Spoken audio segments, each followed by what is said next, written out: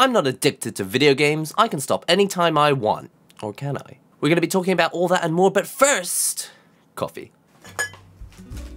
Alright, today's coffee is Lagoa. I still haven't figured out where that's from, or maybe Lagoa is the name of the place, but essentially, when I don't ask them to roast beans, the only beans that they have ready on site already is Lagoa. Have a look at those tasty has-beens, all sitting in there ready to be roasted. What am I talking about? No, they're already roasted. Ready to be ground. Ready to be grinded? Ground? It's one of those. So what I want to talk about today is the fact that there's a video that I watched recently on YouTube where someone was talking about the fact that video games are an easy way to like waste your life because they are essentially quite an addiction. And I was thinking to myself, hang on a minute, I don't need to watch this video because I'm not addicted to video games. I can stop anytime I want. I'm one of these healthy people who doesn't have an addiction, and even though I'm playing something which I know can be addicting, I'm in total control of it. But then it turned out that I really wasn't. And I'll tell you when that happened. Essentially this week, I had a bit of a cold. So I was quite sick and there wasn't a lot I could do apart from sit at home in bed playing Street Fighter. And really, I probably shouldn't have been playing Street Fighter. I should have been relaxing, resting, but instead I decided to go online and play ranked mode on the internet against other people. Let's grind! And that was the first step in my mistake. I was playing matches, and essentially I got to the next rank up. I was like, yes, I finally ranked up in Street Fighter 5, so I must be actually getting a bit better at this game. I'll just play one more match before I go to bed, and then I ranked down because I lost that match. I was like, now I can't go to sleep. I was like, what am I doing in my life? Why can't I go? In fact, this actually happened at the Street Fighter local event in Tokyo. I was playing against someone I hadn't played against before, and we were getting along really well, but then I happened to win one of the sets, and he goes, that's so annoying, now I won't be able to sleep tonight. And I was like, that's so funny. You're letting this game affect whether you get sleep tonight. But then literally the next night, I was playing ranked mode, and when I ranked it down, I was like, now I'm not going to be able to sleep tonight. I have to play another round so that I can win the points and get back up. You don't ever want to rank down because you don't want to admit that you're actually lower level than you are. Like a lot of the times I would fight players and I would get lucky and I would rank up, but that doesn't actually mean that I am that rank. I like to think that I was that rank, but really I probably belonged in the rank below still. So fast forward to the following week. I've got a cold and I'm kind of sniffly and honestly a little bit groggy from the cold medicine. And I'm like, yeah, I've got to play more Street Fighter. I was like, yeah, I'm gonna play some ranked matches even though I've got a cold, and then I lost the match. I was like, oh no, I'm gonna have to play more matches, and then I ranked down again, and then I was like, oh no, I really need to get all those points back, and then I ranked down again, and then down again, and then down again, and it just never ended. Until I essentially dropped 2 ranks down. I was like, now I'm going to go to bed. Let's go and get the water because the water seems to be boiled. So there I was, suffering from my cold, but too stubborn to actually stop playing. But once I had started to lose points, there was something on the line.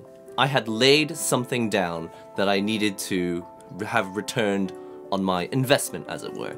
And this is where that YouTube video comes in that I was talking about before. Video games are an addiction, and when you think about it, a lot of addictions that you think about that come to mind immediately are things like gambling. You put your money in the slot machine, and then you get, like, you put 25 cents in and you get about $10 out. It's like, oh my goodness, I made so much money from this. That felt great. And what happened in the YouTube video that I was watching, he said he once had fun in this game, and after leveling up and reaching a new level of difficulty, it wasn't fun anymore, and all he was doing was searching for that fun that he once had. And I started to think to myself, is that why I'm playing Street Fighter? Did I just find this game fun once and then never again? Or did I find it fun and then I started to level up and reach this point where I'm not actually having fun anymore. I'm just searching for something that I can no longer attain unless I put a certain number of hours in. And so this is where you can actually overcome this barrier and get back to the fun. It's very similar in a way to gambling. Now, in gambling, even though I think there are many types of gambling where skill is involved, there's also a huge amount of luck involved. And actually, it's pretty similar for Street Fighter as well. But I think if you really want to continue enjoying Street Fighter, and this is why the genre is probably, the fighting game genre is probably always going to have difficulty, is that even though it is fun at first, eventually starts to become punishing, and receiving that fun and having that same feeling again becomes harder and harder. Very similar to the way that it happens in gambling. You want to have fun, you want to feel good again, you want to experience winning 10 times more money than you put in, well then you're going to have to put in a lot of time, effort, money, and investment. And I feel like ranked mode in fighting games, or ranked mode in any online game, where you have to put your points down on the line and basically gamble them because you don't know if you're going to win them back, it just feels as painful as when you lose in gambling. And so I started to realize it really is very, very similar to an addiction of any sort. I think I'm finally starting to become able to admit to myself that video games really are an addiction, and that actually maybe I am addicted. Pour this Lagoa into the tumbler. Oh, it's hot. Oh, and I put too much water in as well. Yeah, it doesn't taste as good if you put too much water in. I think I got carried away with the dripping. If you don't drip correctly, you can ruin it. You may sometimes feel like, I wish I had just made an instant coffee. So there's a couple of things that stem from this. I mean, the first one, obviously, is that coming to terms with the fact that you have an addiction is probably, and as I gather, the first step towards working with the addiction and dealing with the addiction. But especially with video games, right? It comes with your online rank, which if you're not familiar with online video games in any shape or form, a lot of video games will give you a number, and that number will tell you at what place you are in the region or in the world where you stand compared to other people. And that's a theme that we're seeing very frequently in video games, social media, the internet, the world, schools, everywhere, all over the world, especially recently, is this constant need to measure ourselves and compare ourselves to other people. So for example, if I'm gold rank, which I'm not in Street Fighter, and I played someone else who was like ultra gold, so technically a couple ranks above me, and if I beat them, I'd be like, yes, I am better than ultra gold. But then the very next day, I may play someone who's silver, who's technically lower than my gold rank. And then they beat me, and I'm like, oh god, I'm so bad today, I'm even worse than silver. And it's because we've put so much emphasis on our numbers, the number of likes we get, the number of comments we get, the number of subscribers we get, the followers we get, the amount of money people are donating to us, the number of times people retweet our messages, the number of people who are chatting to us online. There are so many ways that we are encouraged to measure ourselves numerically that it really feeds into the addictive part of video games. The fact that they're addictive, and now there's also a number associated with it. It means like, first of all, you're really addicted to the game, and now you're lower ranked than you were before, so you must get back up to that number because it really means a lot to you to have 1,000 points, or 3,000 points, or 100,000 league points, whatever it is. And as you're seeing in the news, we're seeing cases where people are, well, I mean, actually, we saw this like 15 years ago, but people who are playing the game so much that it's leading them to antisocial behavior or just unhealthy behavior. Plenty of other situations that are even worse than that. And I'm not here to say that I'm free of any of that. If anything, I'm here making this video to admit, to be part of the addicted club, to say to you all, I'm with you. I'm addicted too, and I'm trying to work on it, in that I'm trying to figure out where is best to go with this addiction. Do I run with it? Do I take the fact that I'm addicted to it? Do I see it as more of just a major enthusiasm in it, and that maybe this is my place, this is where I can really shine? Or do I realize early this is where I need to back off a bit, and I need to resume balance in the rest of my life. But now that it's quite clear to me that I have got an addiction and the numbers do mean quite a lot to me, I think I'm going to be able to take a step back and become a little more comfortable with the fact that I'm whatever rank I am.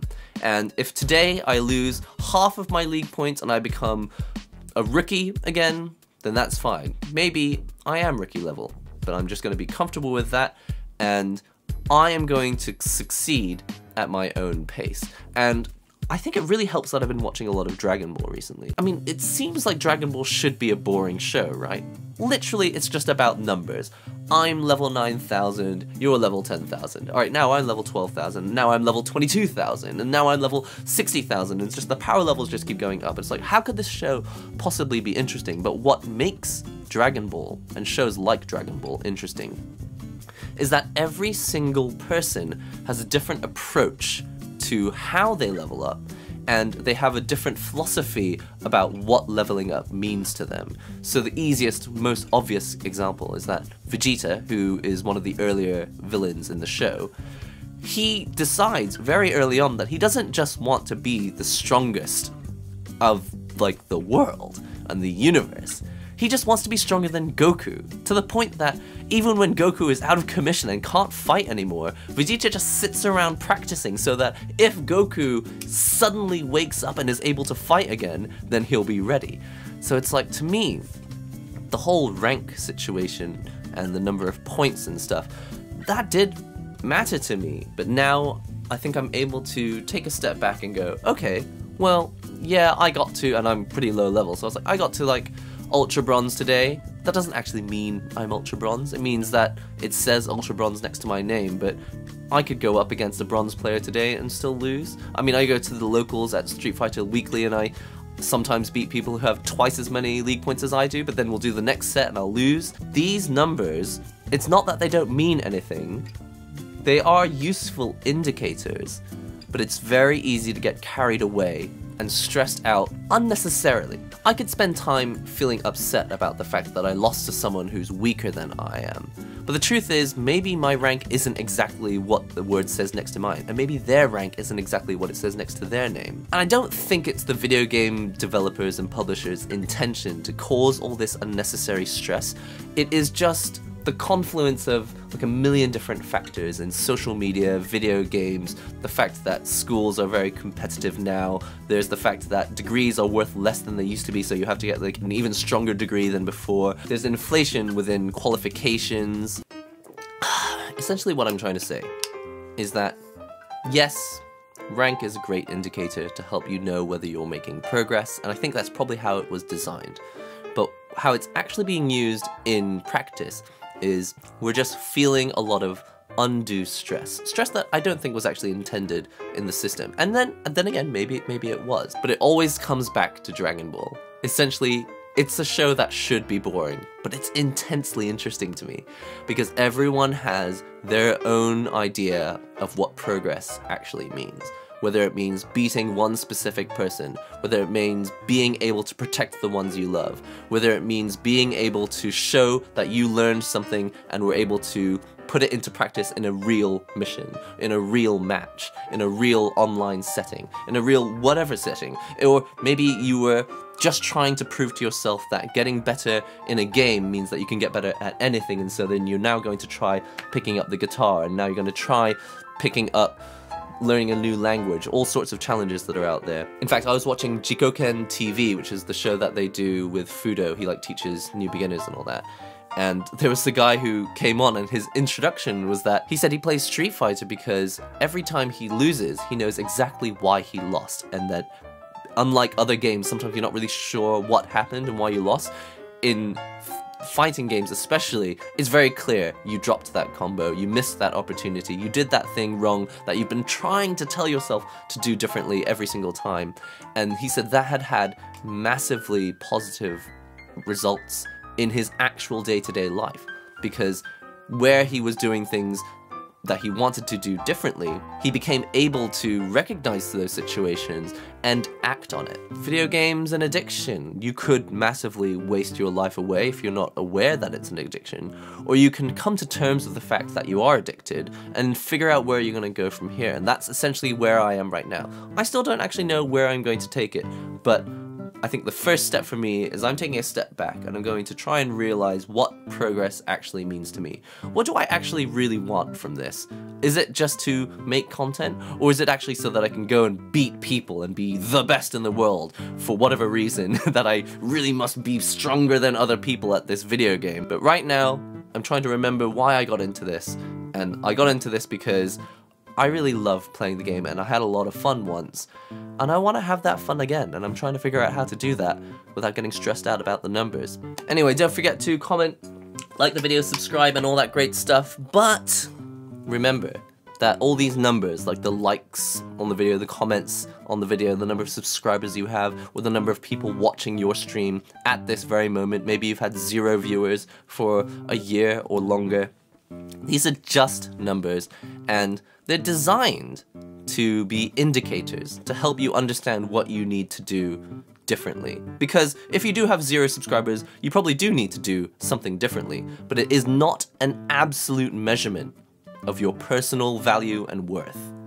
right? It doesn't mean that what you've been doing is completely wrong. They just could be things that need to be changed. So think of them as indicators and get your stuff out there, because there are people who are looking for it, but maybe they just don't have access to it yet. Then again, maybe the people aren't looking for it. You never really know. Anyway, I'll see you in the next video.